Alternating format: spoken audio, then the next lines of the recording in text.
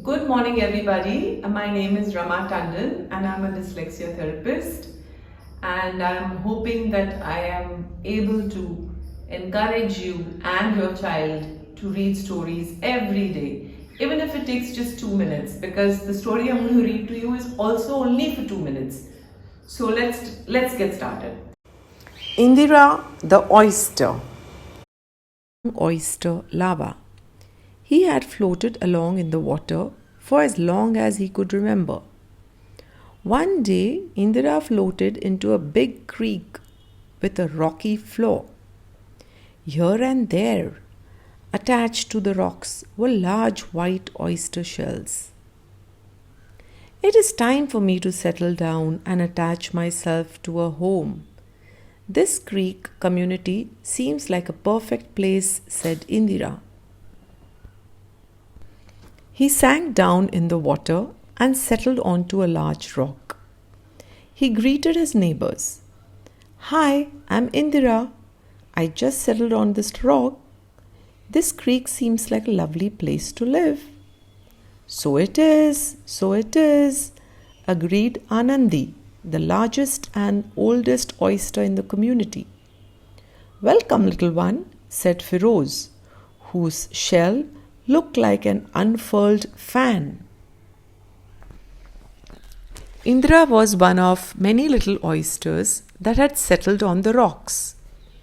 The little oysters filtered water each morning, feeding on tiny little plants in the water. They talked and laughed and told jokes and were very happy indeed. In fact, they had no trouble at all until one day when Indra swallowed a grain of sand as he was feeding.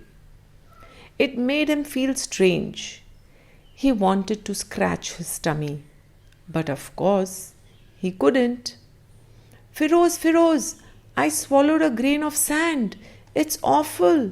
I want to spit it out, he complained. Oh, Indira, do please stop complaining. It's normal. We oysters do sometimes swallow sand when we feed, you know. How can I spit it out? I want to get it out, yelled Indira. You shouldn't do that. If you wait for some time, you will be fine. What's more, you will get a good surprise if you are patient and don't spit it out. Nonsense! I can't stand it. It's too uncomfortable, Indra cried. He wriggled and he wriggled until the sand grain flew out into the water again. So much easier to spit it out than to swallow it and let it stay in, he said, feeling quite pleased with himself. The next day it happened again. Another grain of sand got right through as Indra tried to filter feed. This time he told Anandi, Indira, what Firoz said is true. Wait, won't you? And you'll have a nice surprise if you let the sand grain stay in. Nonsense, I can't stand it. It's too uncomfortable, cried Indira again, and he wriggled and wiggled until out into the water again flew the small sand grain. The third time he swallowed a sand grain, both Firoz and Anandi tried to talk to him again. Be patient, Indira.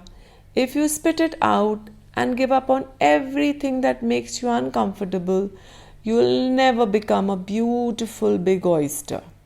Bah, said Indra loudly. Rubbish. He wriggled and wiggled and spat the sand grain right out into the water again. The days went by, and then months, and all the little oysters that had settled on the rocks with Indira grew bigger and bigger. Then one bright sunny morning, the sunlight shone right through the water like a silver sword. Indra noticed something very strange. Firoz's mouth was open, and inside was the shiniest and the smoothest object Indra had ever seen. Anandi, look, there's something sparkling inside Firoz's mouth, he cried. It's a pearl, Indira, she explained. Look, I have one too. Sure enough, a beautiful silvery pearl shone inside Anandi's mouth. Indira gasped with amazement. How did that happen? Why don't I have one? Once when we were little, we swallowed sand grains. That's what happened to the sand grain we swallowed. They became pearls. Some of the other little oysters will have big pearls too, but you will never if you always spit out the sand. Indra felt very sad. He wanted to have a big pearl too. He began to cry. How silly he had been. Silly and impatient. Now, Indira, don't cry. You can still try to make a pearl. It's not too late yet, Feroz comforted. You just have to be more patient and learn not to turn away from trouble the minute it appears. Indra dried his tears. He began to cheer up. One of these days, I'll swallow a sand grain again, and this time I won't spit it out.